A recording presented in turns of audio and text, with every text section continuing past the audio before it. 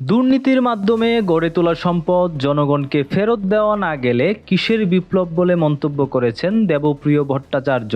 দুর্নীতি ও লুণ্ঠনের মাধ্যমে যে সম্পদ গড়ে তোলা হয়েছে তা কেন বাজেয়াপ্ত করা হলো না, এই প্রশ্ন তুলেছেন অর্থনীতিবিদ দেবপ্রিয় ভট্টাচার্য। দুর্নীতির মাধ্যমে সম্পদের যে পাহাড় গড়ে তোলা হয়েছে তা জনগণকে ফিরিয়ে দিতে না পারলে কিসের বিপ্লব হলো। দেবপ্রিয় ভট্টাচার্য আরো বলেন, এই সম্পদ কোথায় গেল, এই সম্পদ কেন আইনি প্রক্রিয়ার মাধ্যমে সরকার অধিগ্রহণ করলো না। এছাড়া লুণ্ঠনকারী ব্যক্তিদের মধ্যে যাদের ব্যাংক ঋণ আছে তার সমন্বয়ের জন্য তাদের সম্পত্তি কেন দ্রুত সময়ের মধ্যে অধিগ্রহণ করা হলো না। এমন পদক্ষেপের কথা শোনা গেলেও দৃশ্যমান অগ্রগতি নেই।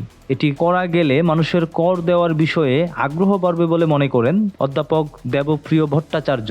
অর্থনীতি বিষয়ক সাংবাদিকদের সংগঠন ইকোনমিক রিপোর্টস ফোরাম ইআরএফ এর কার্যালয়ে অনুষ্ঠিত সংলাপে সেন্টার ফর পলিসি ডায়ালগের সম্মানীয় ফেলো ও জাতীয় শ্বেতপত্র কমিটির প্রধান দেবপ্রিয় ভট্টাচার্য এই কথাগুলো বলেন। ইআরএফ ও বেসরকারি গবেষণা প্রতিষ্ঠান রেপিডের আয়োজনে বর্তমানে অর্থনৈতিক পরিস্থিতি ও বাজেটের উন্মুক্ততা নিয়ে জরিপের ফলাফল প্রকাশ শীর্ষক অনুষ্ঠানটি আজ বৃহস্পতিবার রাজধানীর পল্টনে অনুষ্ঠিত হয়। অনুষ্ঠানে মূল প্রবন্ধ উপস্থাপন করেন রেপিডের চেয়ারম্যান আব্দুর রাজ্জাক। জরিপের ফলাফল তুলে ধরে রেপিডের নির্বাহী পরিচালক আবু ইউসুফ এবং আরও বক্তব্য প্রদান করেন অর্থ মন্ত্রণালয়ের যুগ্ম সচিব আনোয়ারুল কবির, প্রথম আলোর head of online Shawkat Hossain. অনুষ্ঠানে উপস্থিত ছিলেন ইআরএফ এর সভাপতি রেফাত উল্লাহ মির্ধা ও সাধারণ সম্পাদক আবুল কাশেম।